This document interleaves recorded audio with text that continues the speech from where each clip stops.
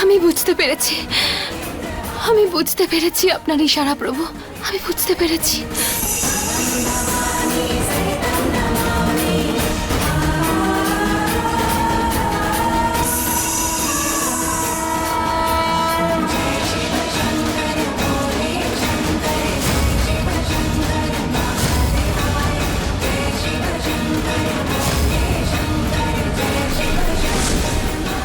একশো আট।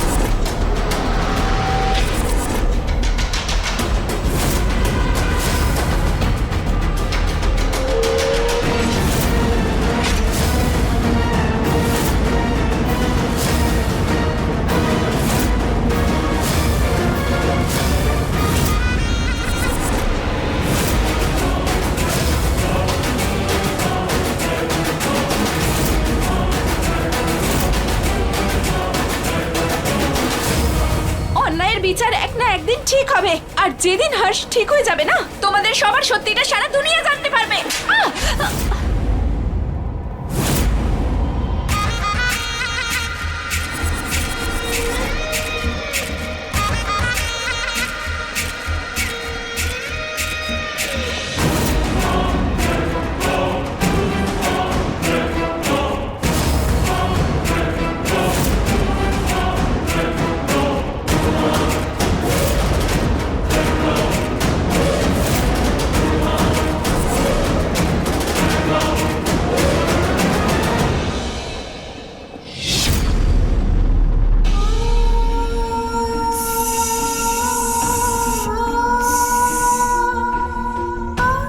জানকী মা, রঙ্গিলি, জানকী, তুমি নিজের প্রতিজ্ঞা সম্পূর্ণ করেছো।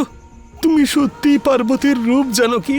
রঙ্গিলি, এবার এবার আমার হর্ষ ঠিক হয়ে যাবে তো?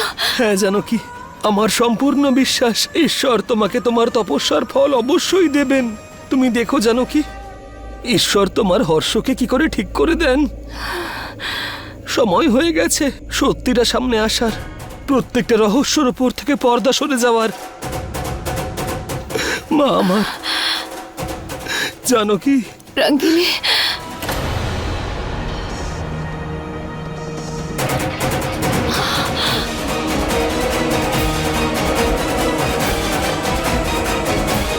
অন্যায় যত বড়ই হোক না কেন, কিন্তু জয় সবসময় সত্যেরই হয়।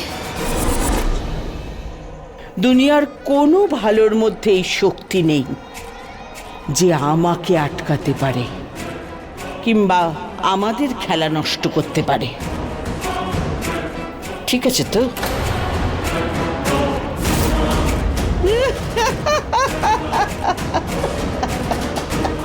আমরা থাকতে হর্ষ কোনোদিন ঠিক হবে না, এরকমই থাকবে। পাগল, প্রেমিক, মনে একেবারে বাচ্চা। তার মানে সেদিন রাতে হর্ষের অ্যাক্সিডেন্ট আপনি করিয়েছিলেন? একজন মা হয়ে নিজের ছেলের এত বড় ক্ষতি করে দিলেন?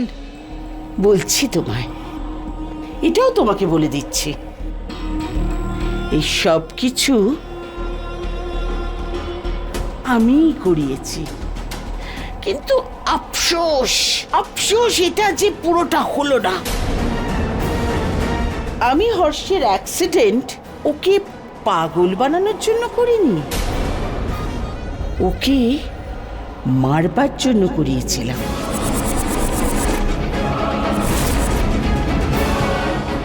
কিন্তু ও মরলই না, তো তখন আমি এমন কিছু করলাম যাতে ও জীবন্ত লাশ হয়ে বেঁচে রইল, কোনো কাজে লাগবে না। কি যেন করে, পুতুল পুতুল, জানো কি পুতুল।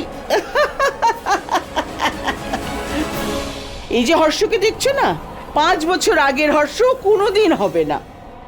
কি রাজেশ? হ্যাঁ, গত 5 বছর ধরে মা হর্ষকে দুধের সঙ্গে এমন ওষুধ মিশিয়ে খাওয়াচ্ছে যাতে ও কোনোদিনও ঠিক হবে না।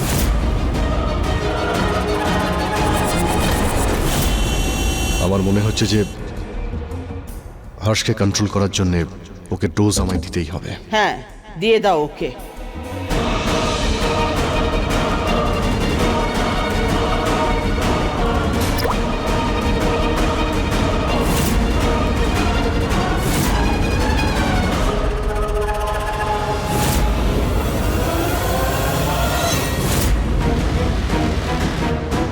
আপনি একজন মা হয়ে নিজের ছেলের সঙ্গে এরকম করবেন কেউ ভাবতেও পারবে না।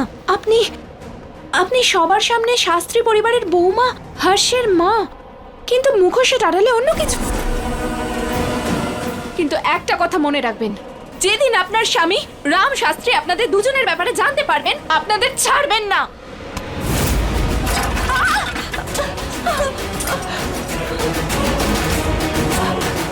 তোমাকে ভাবতে হবে না যে ও আমাদের সঙ্গে কি করবে, বরং এটা ভাবো আমরা তোমার কি করব।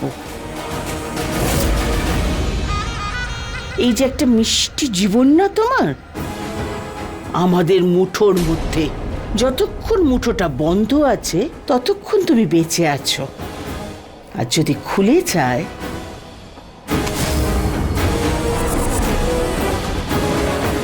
কিন্তু যে মা তার ছেলের এই অবস্থা করেছে সে আমাকে কি করে ছাড়বে? বলছি, সেটাও বলছি।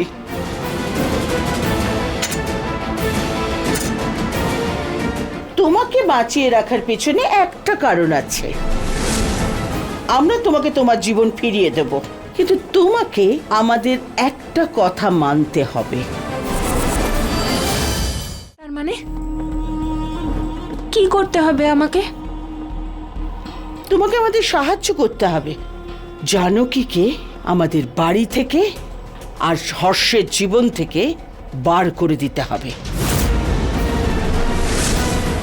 কেননা যবে থেকে জানকী এই বাড়িতে এসেছে না, হর্ষ বদলাচ্ছে, ও একটু একটু করে ঠিক হচ্ছে।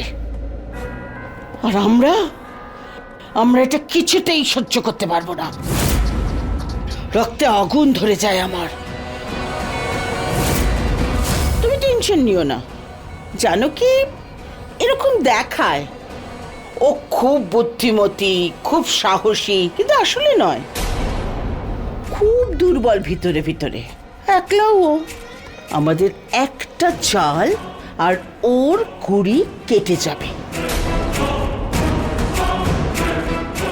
আমরা এই চালটা চালতে চলেছি, আর তাতে তুমি আমাদের ঘটি হবে।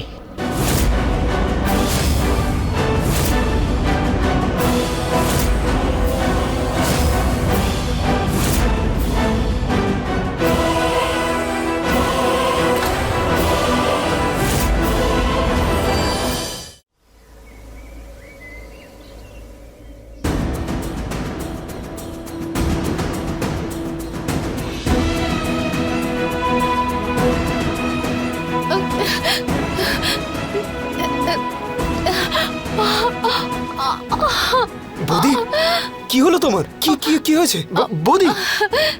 সরি বৌদি, কি করে হলো এসব? তাহলে এক মিনিট, রাজেশ দা তোমার সঙ্গে আবার কিছু করেনি তো? Enough is enough. না না না না I will not না spare না him. না না না শেখর, এরকম কিচ্ছু হয়নি। কি করে আঘাত লাগলো তোমার বৌদি?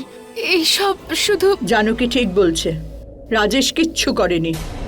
ঠাকুমা, এইসব এটা তো একজনের কঠিন তপস্যার ফল। তপস্যা? বাবা শেখর, তুই এক্ষুনি একজন ডাক্তারকে ডাক। ঠাম্মি, খুব ব্যথা জানকী মা, করছে খুব আমার। কষ্ট হচ্ছে।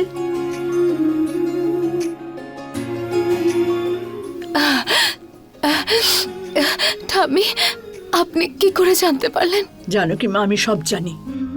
আর তুমি এই বসন্ত পঞ্চমী আমাদের হর্ষের জন্য কঠিন তপস্যা করেছো আর কাউকে জানতে দাওনি। তুই সত্যিই পার্বতীর রূপ রে মা, যে নিজের স্বামীর জন্য সব অবস্থাতে যত কঠিনই হোক না কেন তপস্যা সম্পূর্ণ করেছে। ঠাম্মি, এটা আমার কর্তব্য হর্ষের প্রতি, আমার দায়িত্ব এটা ওর প্রতি। ব্যাস আমি এইটুকুই চাই যে আমার এই তপস্যা যেন সফল হয়, ও যেন ঠিক হয়ে যায়। ও যদি আগের মতন হয়ে যায় তাহলে বাড়িতে সবকিছু আগের মতো হয়ে যাবে, তাই না? হ্যাঁ, ভগবানের কাছে এটাই তো প্রার্থনা করি মা, তোর এই কঠিন ব্রত আর ত্যাগে প্রসন্ন হয়ে উনি তো সব ইচ্ছা পূর্ণ করুন। তুই সবসময় খুশি থাক মা। আমি সম্পূর্ণ বিশ্বাস করি যে আমার এই তপস্যার ফল আমি একদিন ঠিক পাবো। আজ নয়তো কাল হর্ষ ঠিক সুস্থ হয়ে উঠবে।